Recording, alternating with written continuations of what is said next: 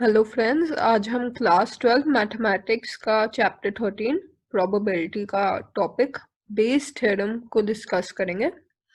ये काफ़ी important theorem है जो हमें कॉजेस की प्रोबेबिलिटी को फाइंड करने की कोशिश करती है गिवन एक रिजल्ट आ रहा है। तो इस थ्योरम पे पहुंचने से पहले हमें कुछ और डेफिनेशंस और बेसिक कॉन्सेप्ट्स पता होने चाहिए। पहले उन्हें देखते हैं। सबसे पहले है partition of a sample space.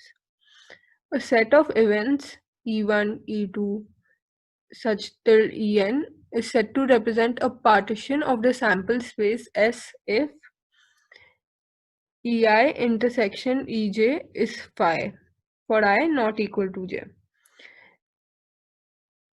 E1 union E2 union till En makes up the sample space and probability for each event is greater than 0. तो यहाँ पे क्या दिया हुआ है कि मान लीजिए आपके पास E1 से En तक कुछ इवेंट्स हैं। इनको हम partition of the sample space तब कहेंगे जब ये तीन कंडीशंस फुलफिल होंगी। तो ये तीन कंडीशंस क्या है? एक तो इन सारे इवेंट्स का अगर आप आपस में किन्हीं भी दो इवेंट्स का इंटरसेक्शन लो तो वो फाई आना चाहिए, यानी उनके बीच में कोई कॉमन पॉइंट नहीं होना चाहिए। अगर आपके पास E1 से लेके En तक कुछ इवेंट्स हैं और आप उन्हें partition of the sample space कहना चाहते हो तो सबसे पहली कंडीशन ये फुलफिल होनी चाहिए कि अगर आप उनमें से कोई भी दो डिफरेंट इवेंट्स को चूज करते हैं तो उनका इंटरसेक्शन नल होना चाहिए। दूसरी कंडीशन है कि ये सारे इवेंट्स को अगर हम यूनियन लें, यानी E1 union E2 union E3 till union En, यानी अगर आप सारे इवेंट्स का यूनियन लेते हैं तो सैम्पल स्पेस का फॉर्मेशन होना चाहिए। यानी जो सैम्पल स्पेस है it should be made up of these events. यानी कुछ ऐसा नहीं होना चाहिए कि इसके बाद कि आपने सबका यूनियन लिया पर उसके बाद भी कोई केस बच गया सैम्पल स्पेस का। सब इवेंट्स की इंडिविजुअली प्रोबेबिलिटी ग्रेटर देन 0 होनी चाहिए, यानी दीज इवेंट्स पॉसिबल होने चाहिए हर इवेंट को इंडिविजुअली।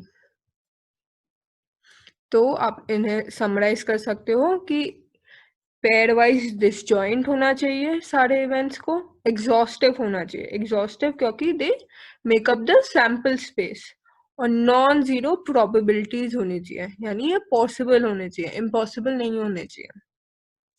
अब हम एक और थ्योरम पढ़ेंगे, theorem of total probability. Let E1, E2 till En be a partition of the sample space S. तो ये पार्टीशन है, मतलब ये डिसजॉइंट है, ये एग्जॉस्टिव है और ये पॉसिबल इवेंट्स है, नॉन जीरो प्रोबेबिलिटीज वाले। And suppose that each of the events E1, E2 till En has non-zero probability of occurrence. Let A be any event associated with S. मान लीजिए कोई ए इवेंट है जो इस सैम्पल स्पेस में हो रहा है, जो E1 से लेके En तक के इवेंट से बनी है। तो probability of A can be expressed in this form. तो यहाँ पे क्या दिया हुआ है? Probability of E1 into probability of A provided E1 is happening plus probability of E2 into probability of A provided E2 is happening, और ऐसे ही En तक, यानी sigma probability EI into probability A while EI is happening is PA. अब हम इसी expression पे एक example देते हैं। A person has undertaken a construction job. The probabilities are 0.65 that there will be a strike, 0.8 that the construction job will be completed on time if there is no strike, and 0.32 that the construction job will be completed on time if there is a strike. तो question में क्या दिया है? कोई है जो construction job में काम करते हैं और 0.65 प्रोबेबिलिटी है कि स्ट्राइक होगी। स्ट्राइक मतलब हड़ताल, तो मतलब 65% आप कह सकते हैं चांस है कि स्ट्राइक होगी, और 0.8 इज द प्रोबेबिलिटी कि कंस्ट्रक्शन जॉब तब खत्म होगी अगर कोई स्ट्राइक नहीं होती, मतलब अगर स्ट्राइक नहीं हो रही है तो फिर प्रोबेबिलिटी 0.8 है कि कंस्ट्रक्शन जॉब खत्म हो जाएगी। पर साथ में ये भी दिया हुआ है कि अगर स्ट्राइक होती है तो कंस्ट्रक्शन जॉब कंप्लीट होने की प्रोबेबिलिटी 0.32 है। अब हमें क्या पता लगाना है? Determine the probability that the construction job will be completed on time. हमें प्रोबेबिलिटी बतानी है कि कंस्ट्रक्शन जॉब टाइम से खत्म हो जाएगी। तो अब इसमें दो केस बनते हैं। एक केस है कि स्ट्राइक नहीं होती है और काम नॉर्मली खत्म हो जाते हैं, और एक केस है कि स्ट्राइक होती है पर उसके बाद भी काम खत्म हो जाता है। तो यही जो अभी हमने पिछली स्लाइड में सीखा, हम उसी को यहाँ पे अप्लाई करेंगे। Let A be the event that the construction job will be completed on time. A वो इवेंट है जब कंस्ट्रक्शन जॉब टाइम से खत्म हो जाती है, and B be the event that there will be a strike. और बी वो इवेंट है जब स्ट्राइक यानी हड़ताल होती है। हमें प्रोबेबिलिटी ऑफ ए फाइंड करना है। हमें क्वेश्चन में दिया है कि प्रोबेबिलिटी ऑफ बी 0.65 है, देखिए यहाँ पे दिया हुआ है। अब प्रोबेबिलिटी की नहीं स्ट्राइक होती है वो प्रोबेबिलिटी ऑफ बी प्राइम हुई, क्योंकि ये एक एग्जॉस्टिव केस हुआ ना, या तो स्ट्राइक होगी या नहीं होगी, कुछ बीच का रास्ता नहीं है।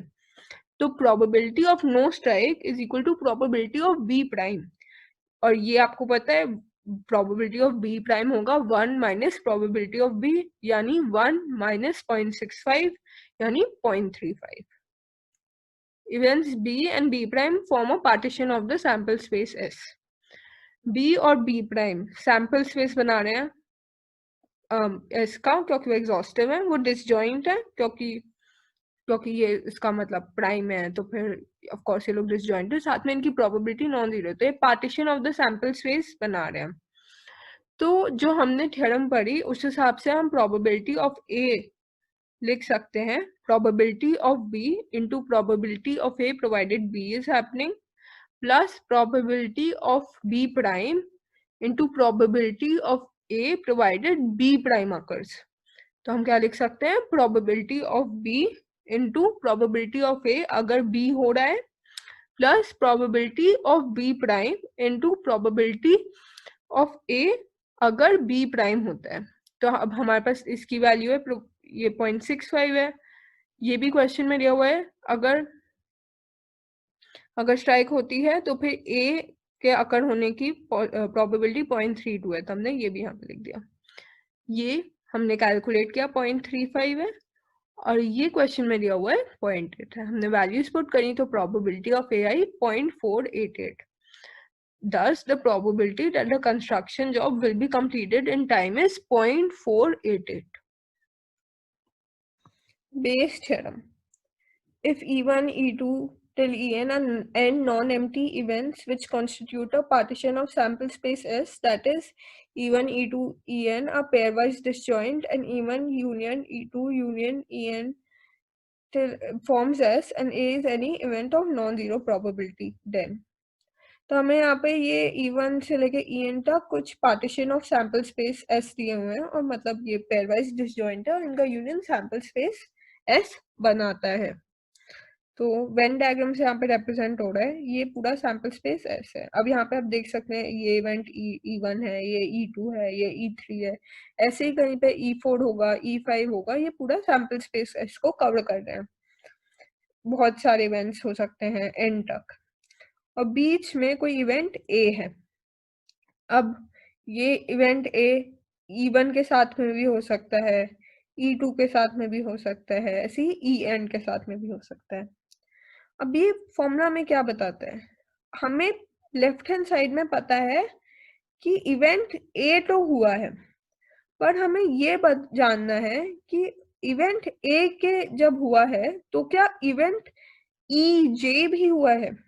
तो इसे पता लगाने के लिए ये थ्योरम का यूज होता है। यहाँ पे राइट हैंड साइड में दिया हुआ है probability of EJ into probability of A provided EJ is happening divided by probability of EI into probability of A provided EI is happening, where I varies from 1 to n and summation हो रहा है। तो ये काफी important theory, क्योंकि एकदम से strike नहीं करता कि आप कैसे बताओगे ये। तो देखते हैं कैसे होता है। तो हमें कंडीशनल प्रोबेबिलिटी के फॉर्मूले से पता है कि अगर हमें पता हो कि ए इवेंट हुआ है और हमें उसमें ईजे की प्रोबेबिलिटी निकालनी हो कि ए हुआ है, हमें बताना है क्या चांस है कि ए ईजे भी हुआ होगा। तो हम कंडीशनल प्रोबेबिलिटी के फॉर्मूले से लिख सकते हैं probability of E J intersection A divided by probability of A. ये फॉर्मूला आपको पता होगा, पर इस चीज को हम लिख सकते हैं, ये जो प्रोबेबिलिटी ऑफ ईजे इंटरसेक्शन ए है, इसे हम लिख सकते हैं probability of EJ into probability of A provided EJ is happening। इसे ऐसे भी लिख सकते हैं।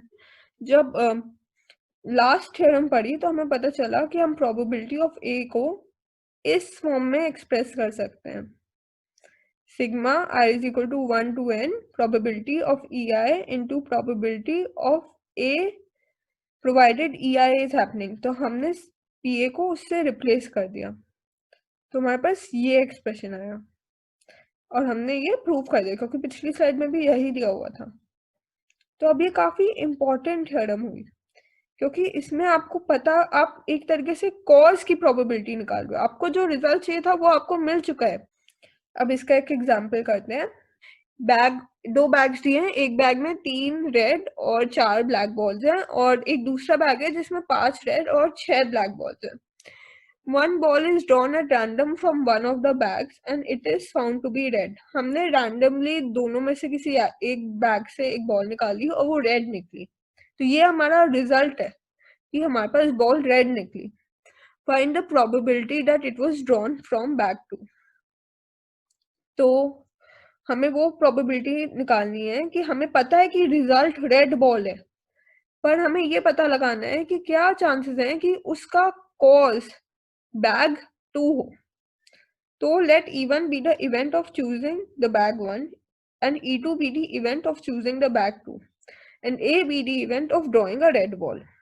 तो E1 जो है वो पहला इवेंट है जिसमें हमने बैग 1 चूज किया, और E2 दूसरा इवेंट है जिसमें हमने बैग 2 चूज किया। अब ये दोनों देखिए, आप पार्टीशन ऑफ सैंपल स्पेस बना रहे हैं, क्योंकि ये दोनों डिसजॉइंट है, दोनों एक साथ नहीं हो सकते।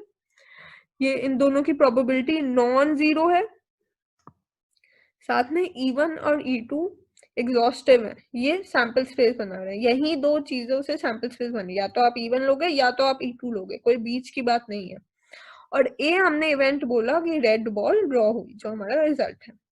Now probability of E1 is equal to probability of E2 is equal to half, क्योंकि दोनों बैग्स इक्वली लाइकली है कि आपने कोई भी बैग लिया हो।